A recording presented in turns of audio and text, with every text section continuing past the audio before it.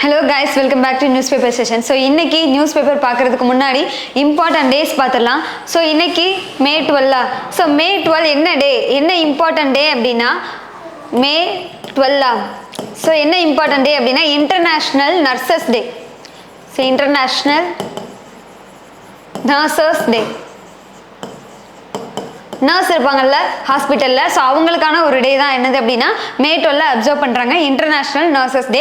So இப்போ இந்த டே இருக்கு இல்லையா, ஸோ இது யாரோட இதை வந்து இன்டர்நேஷ்னல் நர்சஸ் டேவாக அப்சர்வ் பண்ணுறாங்க அப்படின்னா birth anniversary of the Florence Nightingale. கேள்விப்பட்டிருப்பீங்களா ஃப்ளோரன்ஸ் நைட்டிங்கேல்? ஸோ இவங்க வந்து அந்த போர் காலத்தில் அந்த டைமில் சரியா, ஸோ ரொம்ப ரொம்ப வருஷத்துக்கு முன்னாடி போர் நடந்துச்சு. ஸோ அந்த போர் காலத்தில் இவங்க வந்து என்ன பண்ணாங்க அப்படின்னா அந்த வீரர்கள்லாம் இருப்பாங்க இல்லையா, ஸோ அவங்களுக்கு ரொம்பவே ஹெல்ப் பண்ணியிருக்காங்க.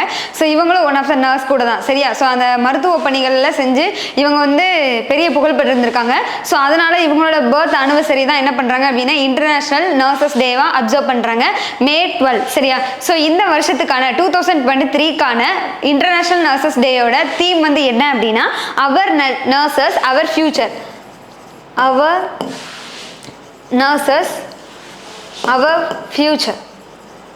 ஸோ கோவிட் டைம்லலாம் அந்த நர்சஸ் இல்லை அப்படின்னா என்னத்துக்கு ஆயிருக்கும்? ஸோ நம்ம நிலமை வந்து ரொம்ப கஷ்டமாக இருக்கும்.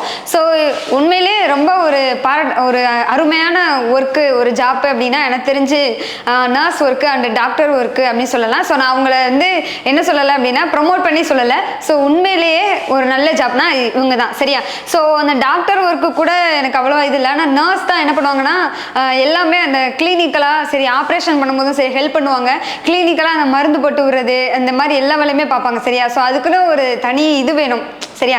ஸோ ஓகே, May 12 என்ன டே அப்படின்னா இன்டர்நேஷனல் நர்சஸ் டே. ஸோ அதோட தீம் வந்து என்ன அப்படின்னா அவர் நர்சஸ் அவர் ஃபியூச்சர் அப்படிங்கிறது 2023க்கான தீம். ஸோ ஃபர்ஸ்ட் எப்போ அதை அப்சர்வ் பண்ண ஆரம்பிச்சிருக்காங்க அப்படின்னா May 12 1974 தான் என்ன பண்ணியிருக்காங்க அப்படின்னா ஃபர்ஸ்ட் டைமாக அப்சர்வ் பண்ண ஆரம்பிச்சிருக்காங்க. ஸோ இந்த மாதிரி இன்டர்நேஷனல் டே அப்சர்வ் பண்ணணும் அப்படின்றதுக்காக சரியா. ஸோ இப்போ டேரெக்டாக நம்ம நியூஸ்குள்ளே போகலாமா? ஃபர்ஸ்ட் என்ன நியூஸ் இருக்கு பார்ப்போம்.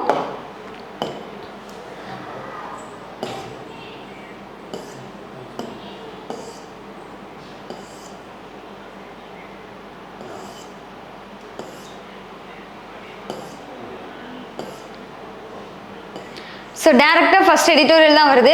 ஸோ எடிட்டோரியலில் ஃபர்ஸ்ட் எடிட்டோரியல் எதை பற்றி இருக்குது அப்படின்னா நேற்று பார்த்தோம். நேற்று நியூஸ் பேப்பர் பார்த்துருந்தீங்கன்னா தெரிஞ்சிருக்கும்.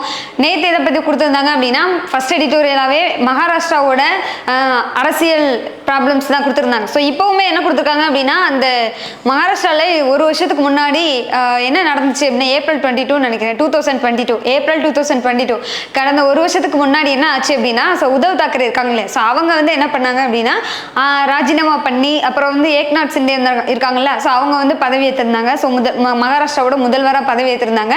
ஸோ அதுக்கப்புறம் தேவேந்திர ஃபட்னவிஸ் வந்து டெபுட்டி சிஎம்மாக பதவி ஏற்றிருந்தாங்க சரியா. ஸோ வந்து என்ன பண்ணாங்க அப்படின்னா ஒரே கட்சி தான் ரெண்டாக பிரிஞ்சு இப்படி பதவி ஏற்றுக்கிட்டாங்க சரியா. ஸோ அதை பற்றின ஒரு அரசியல் கண்ணோட்டம் தான் ஃபர்ஸ்ட் எடிட்டோரியல் சரியா. So exam point of view அது ரொம்ப இம்பார்ட்டன்ட் கிடையாது, ஸ்டோரி பேஸ்டாக தான் இருக்கும். ரீட் பண்ணி பாருங்கள், முக்கியமான வேர்ட்ஸ் அப்புறம் தெரியாத வேர்ட்ஸ் அப்படின்னா அதை வந்து எடிட்டோரியல் அப்படின்னு ஒரு செக்ஷன் போடுவாங்க. அதில் வந்து வெக்காபுலரி பார்ட் இருக்கும். ஸோ அதை படிங்க சரியா. ஸோ இது வந்து எக்ஸாம் பாயிண்ட் ஆஃப் வியூவில் பார்க்கும்போது எதை பற்றி கொடுத்துருக்காங்க அந்த நியூஸ் அப்படின்னா ஜஸ்ட் மகாராஷ்டிராவில் நடக்கிற இந்த பொலிட்டிக்கல் ப்ராப்ளம்ஸ் மட்டும்தான் சரியா. ஸோ அந்த ஆட்சி கவிழ்ப்பு, ஒரு கட்சி ரெண்டாக பிரிஞ்சது, ஸோ அதை சிவசேனா கட்சி இருக்கு இல்லையா, ஸோ அதை தான் இங்கே வந்து கொடுத்துருக்காங்க. ஸோ செகண்ட் நியூஸ் பார்த்தீங்க அப்படின்னா அது எதை பற்றி இருக்குது அப்படின்னா டீசென்ட் இன்டு சார்ஸ் அப்படின்னு இருக்கா. ஸோ இது வந்து எதை பற்றி இருக்குது அப்படின்னா பாகிஸ்தானில் நடந்த அரசியல் ப்ராப்ளம் தான். ஸோ இன்னைக்கு ரெண்டுமே அரசியல் ப்ராப்ளம் தான். ஸோ நம்ம நாட்டில் மகாராஷ்டிராவில் நடக்கிற அரசியல் ப்ராப்ளம் தான் ஃபர்ஸ்ட் எடிட்டோரியல். செகண்ட் வந்து என்ன அப்படின்னா நம்ம பக்கத்து நாடான பாகிஸ்தானில் நடக்கிற அரசியல் ப்ராப்ளம். ஸோ அங்கே என்ன அரசியல் ப்ராப்ளம்ஸ் நடக்குது அப்படின்னா ஒரு நாளைக்கு முன்னாடி நியூஸ் பேப்பரில் படிச்சிருந்தீங்கன்னா உங்களுக்கே தெரியும். பாகிஸ்தானோட முன்னாள் பிரைம் மினிஸ்டர் யார் அப்படின்னா நம்மளுடைய இம்ரான் கான் இருக்காங்க இல்லையா, ஸோ அவங்க வந்து என்ன பண்ணிட்டாங்க அப்படின்னா கைது பண்ணிட்டாங்க சரியா. ஸோ அதை பற்றி தான் இது கொடுத்துருக்காங்க. ஸோ இப்போ கரண்ட்ல இருக்கிற பிரைம் மினிஸ்டர் யார் அப்படின்னா ஷெபாஸ் ஷெரீப் தான் இப்போ பாகிஸ்தானோட பிரைம் மினிஸ்டர் இருக்காங்க. ஸோ முன்னாடி இப்போ பாகிஸ்தானோட பிரைம் மினிஸ்டர் இருந்தவங்க வந்து யாரு அப்படின்னா இம்ரான் கான் சரியா, முன்னால் இருந்தவங்க. ஸோ அந்த டைம்ல அவங்க யாரோட ஹெல்ப் அதிகமாக வந்திருக்கு அப்படின்னா பாகிஸ்தான் நடக்கிற அந்த இஷ்யூ என்ன அப்படின்னா ஃபர்ஸ்ட் யார் இப்போ ஆட்சியில் இருக்காங்களோ அந்த சென்ட்ரல் கவர்மெண்ட்ல யார் ஆட்சியில் இருக்காங்களோ அவங்களுக்கு பக்கபலமா என்ன இருக்கும் அப்படின்னா ராணுவம் இருக்கும் சரியா. ஸோ அவங்களுடைய அந்த அரசியல் ப்ராப்ளம்ஸ்க்கு யாரை பயன்படுத்திக்கிறாங்க அப்படின்னா ராணுவத்தை பயன்படுத்திக்கிறாங்க சரியா. இப்போ ஒரு கட்சி இன்னொரு கட்சிக்கு மேல வந்து ஒரு ஆப்போசிஷனா இருக்காங்க. ஸோ அவங்க எதிர்ப்பா இருக்காங்க. ஐ மீன் என்ன சொல்றது ஃபைட்டிங் இந்த மாதிரி பூசல் உட்கட்சி பூசல் சொல்லுவாங்கல்ல. ஸோ அந்த மாதிரி எதிர்கட்சி மேல ஒரு ஃபைட்டிங் சண்டை ஒரு கோபம் இந்த மாதிரிலாம் இருந்துச்சு அப்படின்னா அது எதன் மூலமா அவங்கள தாக்குறாங்க அப்படின்னா ராணுவம் மூலமா சரியா. ஆளுங்கட்சி வந்து ராணுவத்தின் மூலமா எதிர்கட்சி வந்து தாக்குறாங்க சரியா. இதுக்கு முன்னாடி எப்ப நடந்துச்சு அப்படின்னா இதுக்கு முன்னாடி வந்து இம்ரான்கான் வந்து அப்படிதான் வந்து யூஸ் பண்ணியிருக்காரு சரியா. பாகிஸ்தான் நடக்கிற மேஜர் இஷ்யூவே அதுதான். ஸோ அதுதான் ரொம்ப பெரிய ப்ராப்ளமா இருக்கு பாகிஸ்தான்ல. ஸோ ஆளுங்கட்சியா இருக்கிறவங்க அங்க அந்த உள்ள பாகிஸ்தான் உள்ள ராணுவத்தை எதிர்கட்சியை தாக்குறதுக்கோ எதிர்கட்சியை அடக்கி வைக்கிறதுக்கோ பயன்படுத்திக்கிறாங்க சரியா. ஸோ அதே போல இம்ரான்கான் வந்து அதை என்ஜாய் பண்ணாரு. ஸோ இப்போ வந்து இப்போ ஆப்போசிஷன் கட்சியா யார் வந்துட்டா இம்ரான்கான் வந்துட்டாரு. அப்போ உள்ள ஆப்போசிஷன் கட்சியா இருந்த செபாஸ் ஷெரீப் இவங்கெல்லாம் இருக்காங்களே. ஸோ இவங்க வந்து இப்போ ஆட்சிக்கு வந்துட்டாங்களா. ஸோ இப்போ மாறி இருக்கு. இப்போ மாறினதும் என்ன மாறலை அப்படின்னா பாகிஸ்தானோட இது மாறலை மிஸ்டேக் மாறலை. என்ன இவங்களுமே என்ன பண்றாங்கன்னா ராணுவத்தை யூஸ் பண்ணி தான் இம்ரான்கான் மேல வந்து ரொம்ப நடவடிக்கை எடுக்கிறாங்க சரியா. ஸோ இப்போ அதை பற்றி தான் கொடுத்துருக்காங்க. ஸோ அது வந்து ஒரு மோசமான ஒரு இதுதான் சரியா. இப்படி ராணுவத்தை பயன்படுத்தி அந்த பாராமிலிட்டரி ஃபோர்ஸஸ் பயன்படுத்தி ஒருத்தவங்களை கைது செய்யறது அப்படிங்கிறது ரொம்பவே மோசமான ஒரு இதுதான். ஸோ இம்ரான்கான் பற்றி தெரிஞ்சுக்கணும் அப்படின்னா இவர் முன்னாள் கிரிக்கெட் வீரர் கூட சரியா. ஸோ அதையும் பார்த்துக்கோங்க. நெக்ஸ்ட் வந்து என்ன அப்படின்னா பாகிஸ்தான் பார்க்கும்போது பாகிஸ்தானோட ஃபாரின் ரிசர்வ் ஸோ அங்கே வந்து எக்கனாமிக்கலாகவும் நல்லா இல்லை அவ்வளவா சரியா சொல்கிற மாதிரி இல்லை. பாகிஸ்தானோட ஃபாரின் ரிசர்வ் வந்து எப்படி இருக்குது அப்படின்னா ரொம்ப கம்மியாக இருக்குது. அதே நேரத்தில் இன்ஃப்ளேஷன் வந்து எவ்வளோ ஹிட்டாக இருக்குது அதிகமாக இருக்குது அப்படின்னா 35% வந்து இன்க்ரீஸ் ஆகிருக்கு. ஏப்ரல் மந்தில் மட்டுமே இன்ஃப்ளேஷன் பாகிஸ்தானோட இன்ஃப்ளேஷன் இருக்குன்னு சொல்றாங்க. நெக்ஸ்ட் ஆல்ரெடி பாகிஸ்தான் வந்து என்ன இது பண்ணிட்டு இருக்காங்க அப்படின்னா ஸோ இது வந்து டெரரிஸ்டுக்கு ஃபினான்ஸ் பண்ற ஒரு கண்ட்ரி அப்படிங்கிற மாதிரியும் சொல்றாங்க. ஸோ அதே நேரத்தில் பாகிஸ்தானுக்குள்ளேயே அந்த நாட்டுக்குள்ளேயே என்ன நடக்குது அப்படின்னா டெரர் அட்டாக்கும் நடக்குது சரியா. ஸோ அதை சொல்றாங்க. அப்புறம் பாகிஸ்தானோட அந்த எக்கனாமிக்கலா ரூபி அதாவது நம்ம இந்தியாவுக்கு ரூபி தான் சரியா. இந்தியன் ரூபிஸ் சொல்லுவாங்க சரியா. ஸோ அது எப்படியோ அதே மாதிரி பாகிஸ்தானுக்கு பாகிஸ்தானி ரூபி அப்படின்னு சொல்றாங்க. ஸோ அதுவுமே என்ன இருக்கு அதோட மதிப்பு அதோட வேல்யூ வந்து எனக்கு குறைஞ்சுதான் இருக்கு அப்படிங்கிற மாதிரி சொல்றாங்க. ஸோ எக்கனாமிக்கலாவும் நல்லா இல்லை. ஸோ அவங்க பொலிட்டிக்கலாகவும் அவங்க என்ன பண்ணலை அப்படின்னா சரியா வந்து இது பண்ணலை அவங்க மிஸ்டேக் பண்ணுறாங்க அப்படிங்கிற மாதிரி இந்த எடிட்டோரியல் சொல்கிறாங்க சரியா. ஸோ அடுத்து போகலாமா. ஸோ அடுத்து எதை பற்றி கொடுத்துருக்காங்க பார்ப்போம் வாங்க.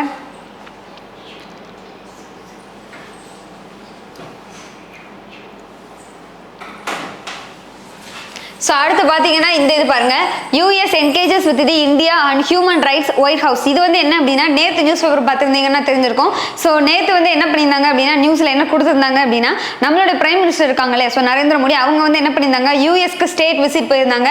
ஸோ அங்கே வந்து நிறைய பைலேட்ரல் டாக்கிங் நிறைய நடக்கும் அப்படிங்கிற மாதிரி எதிர்பார்க்கப்படுது அப்படின்னு யார் சொல்லியிருந்தா மினிஸ்டர் ஆஃப் எக்ஸ்டர்னல் அஃபேர்ஸ் சொல்லியிருந்தாங்க. ஸோ எதை பற்றிலாம் பைலேட்ரல் நடக்குது அப்படின்னா அந்த இப்போ கரண்ட் டெக்னாலஜி சரி அந்த சைபர் செக்யூரிட்டிஸாக இருக்கட்டும் ஆர்டிஃபிஷியல் இன்டெலிஜென்ஸ் யூஸ் பண்ணுறதா இருக்கட்டும் ரோபோட்டிக்ஸ் யூஸ் பண்ணுறதா இருக்கட்டும். ஸோ இதை பற்றி பேசியிருந்தாங்க. அப்புறம் டிஃபென்ஸ் பற்றி பேசியிருந்தாங்க. அதுக்கப்புறம் வேற எதில் பைலேட்ரல் பற்றி கொண்டு வரணும் வேற எந்த டொமைனில் அப்படின்னா ஸோ நிறையா வந்து டெக்னாலஜி டிஃபென்ஸு அதுக்கப்புறம் வந்து நிறைய எனர்ஜி க்ளீன் எனர்ஜியை கொண்டு வரணும் அப்படிங்கிறதுல. ஸோ இந்த மாதிரி மேஜரான டொமைனில் வந்து அவங்க கான்சென்ட்ரேட் பண்ணி பேசணும் அப்படிங்கிற மாதிரிலாம் ஃபோக்கஸ் பண்ணி வச்சுருந்தாங்க சரியா. ஸோ இப்போ நேற்று அது கொடுத்த நியூஸ். பட் இன்னைக்கு என்ன இருக்குது அப்படின்னா US engage with the India. US கண்டிப்பாக யாரு கூட சேர்ந்துக்கும் பார்ட்னர் அப்படின்னா இந்தியா கூட சேர்ந்துக்குமா எதுல அப்படின்னா ஹியூமன் ரைட்ஸ்ல. ஸோ ஹியூமன் ரிசோர்சஸ் அந்த இது இருக்கு இல்லையா. ஸோ அந்த இதுலையும் சரி ஹியூமன் ரைட்ஸ் தனியாக மனித உரிமை அந்த இதுலையும் சரி இந்தியா வந்து சரி யூஎஸ் வந்து இந்தியா கூட என்கேஜ் பண்ணிக்கணும் அப்படிங்கிற மாதிரி சொல்றாங்க சரியா. ஸோ இது எதுல இருந்து சொல்லியிருக்காங்கன்னா ஒயிட் ஹவுஸ்ல இருந்து அஃபிஷியலாக ரிலீஸ் பண்ணியிருக்காங்க. அதுதான் இங்கே வந்து கொடுத்துருக்காங்க. எக்ஸாம் பெனிஃபிக்கு சொல்றதுக்கு எதுவும் இல்லை. ஏன் அப்படின்னா பைலேட்ரல் மீட்டிங் நடக்குது அப்படின்னா அந்த பைலேட்ரல் மூலமா இந்த எம்ஏயு சைன் ஆயிருக்கு இந்த எம்ஏயு வந்து இவ்வளோ பட்ஜெட் ஒதுக்கியிருக்காங்க. ஸோ அந்த மாதிரி எதுவுமே டீட்டெயிலாக சொல்லலை. ஸோ ஜஸ்ட் அவங்க விசிட் பண்ணியிருக்காங்க அப்படிங்கிறத தெரிஞ்சுக்கோங்க. ஸோ இதை பற்றிலாம் அவங்க பேச போகிறாங்க தெரிஞ்சுக்கோங்க சரியா. நெக்ஸ்ட் அடுத்தடுத்த நாளில் வந்து என்ன வரலாம் அப்படின்னா கண்டிப்பாக என்னென்ன ப்ராஜெக்ட் ஸோ என்னென்ன ஸ்கீமில் அவங்க வந்து இது பண்ணுறாங்க ஸோ அதுக்கப்புறம் எவ்வளோ எம்ஏயு சைன் பண்ணுறாங்க எவ்வளோ பட்ஜெட் அதுக்கு ஸ்பெண்ட் பண்ண போகிறாங்க எவ்வளோ வருஷம் அதுக்கு ஒதுக்க போகிறாங்கலாம் பார்க்கலாம் சரியா. ஸோ அடுத்து போகலாம். ஸோ அடுத்து இன் பிரீஃப்ல செகண்ட் நியூஸ் பார்த்தீங்கன்னா technology is a tool to empower people says Prime Minister. அதாவது என்ன அப்படின்னா நேற்று என்ன நியூஸ் பார்த்தோம் அப்படின்னா அதாவது நேற்று இம்பார்ட்டன்ட் டேஸில் வந்து நேஷனல் டெக்னாலஜி டே அப்படின்னு இருந்துச்சு. ஸோ எதுக்காக நேஷனல்னா இது அப்போ இந்தியாவில் மட்டும்தான் அந்த டே அப்சர்வ் பண்ணுறாங்க சரியா. அப்போ நேஷனல் டெக்னாலஜி டே வந்து எதுக்காக அப்சர்வ் பண்ண ஆரம்பிச்சாங்க அப்படின்னா நம்ம 98ல் வந்து பிரைம் மினிஸ்டர் நம்ம என்ன எடுத்திருக்கோம் அப்படின்னா சாரி பிரைம் மினிஸ்டர் இங்கே வரக்கூடாது 1998ல் நம்ம இந்தியா வந்து என்ன டெஸ்ட் அப்சர்வ் பண்ணியிருக்கோம் அப்படின்னா நியூ நியூக்ளியர் டெஸ்ட் எங்க அப்படின்னா போக்ரான் அப்படிங்கிற பிளேஸ்ல. ஸோ அது இந்தியாவோட ஒரு மேஜர் டெக்னாலஜி ஒரு இம்ப்ரூவ்மெண்ட் தான் சரியா. ஸோ அதை இது பண்ணி தான் அதோட ஆனிவர்சரி தான் என்ன பண்றாங்க அப்படின்னா அந்த டெஸ்ட்டை கண்டக்ட் பண்ண டேயை ஆனிவர்சரியை எடுத்து என்ன பண்றாங்க அப்படின்னா வருஷம் கொண்டாட ஆரம்பிச்சாங்க. அந்த டே தான் என்ன அப்படின்னா நேஷனல் டெக்னாலஜி டே. ஸோ நம்ம பிரைம் மினிஸ்டர் நரேந்திர மோடி என்ன சொல்றாரு நேஷனல் டெக்னாலஜி டேக்கு அப்படின்னா, ஸோ அவர் வந்து என்ன சொல்றாங்க அப்படின்னா நம்மளுடைய டெக்னாலஜி அதாவது ஒரு பர்டிகுலர் டெக்னாலஜியில் நல்லா இம்ப்ரூவ்மெண்ட் பண்ணி கொண்டு வர்றதுங்கிறது அந்த டெக்னாலஜி அந்த ஃபீல்டில் டாமினேட் பண்ணுறது கிடையாது அப்படிங்கிற மாதிரி சொல்லியிருக்காங்க சரியா. ஸோ அதான் விச் மார்க்ஸ் எத்தனாவது ஆனிவர்சரி அப்படின்னா 25th ஆனிவர்சரி. அதை நோட் பண்ணிக்கோங்க 25th anniversary of the Pokhran test. அது அப்புறம் மோடி அதாவது நம்ம Prime Minister Narendra Modi laid the foundation stone for அது அந்த அடிக்கல் நாட்டியிருக்காங்க. ஸோ எதுக்காக பாருங்க laser interferometer gravitational wave observatory India LIGO India அப்படின்னு கொடுத்துருக்காங்க பார்த்தீங்களா. ஸோ இதை நோட் பண்ணிக்கோங்க எதுக்கு அடிக்கல் நாட்டியிருக்காங்க அப்படின்னா laser interferometer gravitational wave observatory India அது LIGO India and dedicated to the nation facility to produce the permanent magnet from the rare earth mineral. அதாவது ரொம்ப ரேரான தாது பொருட்கள்லாம் இருக்குல்ல பூமியில கிடைக்கிற ரொம்ப ரேரான தாது பொருட்கள்லாம் இருக்குல்ல. ஸோ அதன் மூலமா என்ன பண்ண போறாங்க அப்படின்னா பெர்மனன்ட் மேக்னெட் வந்து ப்ரொடியூஸ் பண்ண போறதுக்கான ஒரு இதுதான் சரி. அதுதான் இங்கே கொடுத்துருக்காங்க. ஸோ அதோட பேர் என்ன அப்படின்னா laser interferometer gravitational wave observatory India அப்படிங்கிறது சரியா. அடுத்து போலாமா.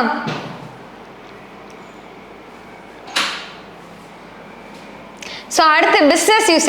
ஸோ பிஸ்னஸில் என்ன கொடுத்துருக்காங்க பாருங்களேன் GST இன்வாய்சிங் அப்படின்னா இன்வாய்சிங் அப்படிங்கிறது என்ன அப்படின்னா இன்வாய்சிங்கிறது பில் சரியா GSTக்கான ஒரு பில்.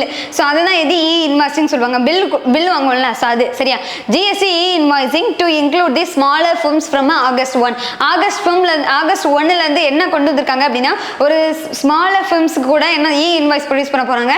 ஸோ அதனால த்ரெஷ்ஹோல்டு லிமிட் வந்து என்ன பண்ணியிருக்காங்க அப்படின்னா குறைச்சிருக்காங்க. ஸோ எவ்வளோ குறைச்சிருக்காங்க பார்ப்போம். Central government lowest mandatory invoice filling அதாவது என்னது சென்ட்ரல் கவர்மெண்ட் நம்மளோட சென்ட்ரல் கவர்மெண்ட் இருக்காங்களே. ஸோ அவங்க சென்டர் லோயஸ்ட் mandatory அதாவது கண்டிப்பாக mandatory இருக்கணும். கண்டிப்பாக அது வந்து என்ன பண்ணிக்காங்க இன்வாய்ஸ் ஃபில்லிங் வந்து mandatory கண்டிப்பாக இருக்கணும். அதை என்ன பண்ணிக்காங்க இன்வாய்ஸை கம்மி பண்ணிக்காங்க. த்ரெஷ்ஹோல்ட் எவ்வளோ அப்படின்னா 10 crore இருந்து 5 crore கம்மி பண்ணி கொடுத்துருக்காங்க சரியா. அதை நோட் பண்ணிக்கோங்க. எக்ஸாம் பாயிண்ட் ஆஃப் வியூல கண்டிப்பாக ரொம்ப இம்பார்ட்டண்டாக கேட்பாங்க. And moves in helping expand the tax net. இது எதுக்காக அப்படின்னா டாக்ஸ் நெட் அதாவது GSTயோட டாக்ஸ் நெட்டை வந்து எக்ஸ்பேண்ட் பண்ணணும் அப்படின்றது சரியா. நெக்ஸ்ட் CBIC அப்படின்னு கொடுத்திருக்காங்க. CBIC அப்படிங்கிறது என்ன அப்படின்னா central board of indirect tax and customs. அதான் CBIC சொல்லுவாங்க சரியா. Central board of indirect tax and custom also rolls out a automated return scrutiny model. அதாவது ரெண்டு விஷயம் சொல்றாங்க. ஒன்னு வந்து என்ன அப்படின்னா அந்த இன்வாய்சிங் பில் இருக்குல்ல. ஸோ அதுக்கான த்ரெஷ்ஹோல்ட் லிமிட்டை 10 crore இருந்து 5 crore கொண்டு வந்திருக்காங்க த்ரெஷ்ஹோல்ட் லிமிட்டை சரியா. ஸோ இதனால ஸ்மால் ஃபிர்ம்ஸ்க்கும் கண்டிப்பாக மேண்டேட்டரி என்னது அப்படின்னா இன்வாய்சிங் பில் சரியா. ஸோ அதை ஞாபகம் வச்சுக்கோங்க. செகண்ட் என்ன அப்படின்னா central board of the indirect tax custom இருக்காங்களே அவங்க எதை லான்ச் பண்ணிருக்காங்க ரோல் அவுட் பண்ணிருக்காங்க அப்படின்னா ஆட்டோமேட்டட் ரிட்டர்ன் ஸ்க்ரூனிட்டி மாடல். இந்த ரிட்டர்ன் அப்படிங்கிறது என்ன? ஸோ நம்ம நார்மலாக ஜென்ரலாக இங்கிலீஷில் ரிட்டர்ன் அப்படிங்கிறது என்ன திரும்ப வர்றது அப்படிங்கிற மட்டும் தான் நமக்கு தெரியும். ஸோ அந்த திரும்ப வர்றது அப்படிங்கிற மீனிங்கை ஃபினான்ஷியலில் கனெக்ட் பண்ணிங்கன்னா என்ன கிடைக்கும் அப்படின்னா ஸோ நீங்கள் ஒரு பிளேஸில் வந்து இன்வெஸ்ட்மெண்ட் பண்ணியிருப்பீங்கல்ல. ஸோ அந்த இன்வெஸ்ட்மெண்ட் மூலமாக உங்களுக்கு இன்கம் மொத்தமாக கிடைக்கும் திரும்ப வரும் பார்த்தீங்களா அந்த இன்கம். அதுதான் என்ன அப்படின்னா ரிட்டர்ன்ஸ் அப்படின்னு சொல்லுவாங்க ஃபினான்ஷியல் டேர்மில் சரியா. ஸோ அப்படி ஞாபகம் வச்சுக்கோங்க. ஸோ அதான் அதுக்கான கரெக்டான இது. ஸோ அடுத்து பார்த்தீங்கன்னா மூவ் டு லோயர் இன்வாய்சிங் முக்கியமான பாயிண்ட்ஸ் கொடுத்துருக்காங்க பாருங்களேன். Move to lower invoicing threshold coupled with the roll out of automated return scrutiny aimed at expanding. இதெல்லாம் எதுக்காக பண்றாங்க? GST டாக்ஸ் நெட்டை எக்ஸ்பாண்ட் பண்ணி கொண்டு போகணும் அப்படின்றதுக்காக பண்றாங்க சரியா. மாடியூல்ஸ் இம்ப்ளிமெண்டேஷன் அந்த ஆட்டோமேட்டட் ரிட்டர்ன் ஸ்க்ரூனிட்டி மாடியூல் இருக்கு இல்லையா. ஸோ அந்த மாடியூல் இம்ப்ளிமெண்ட் பண்ணது எதுக்காக அப்படின்னா has commenced with scrutiny of the GST returns from 2019 to 20. இந்த மாடியூல் எதுக்காக செட் பண்ணியிருக்காங்க அப்படின்னா 2019 to 20 அந்த பீரியட் ஆஃப் டைம்ல வந்து என்ன பண்ணியிருப்பாங்க அப்படின்னா இந்த GST ரிட்டர்ன்ஸ் மொத்தமாக அவங்களுக்கு கிடைச்சிருக்கும்ல. ஸோ அதை வந்து என்ன பண்ணணும் எக்ஸாமினேஷன் பண்ணணும். அதை கரெக்டாக அந்த கூர்ந்து ஆராய்க்கணும் அனலைஸ் பண்ணணும் அப்படின்றதுக்காக சரியா.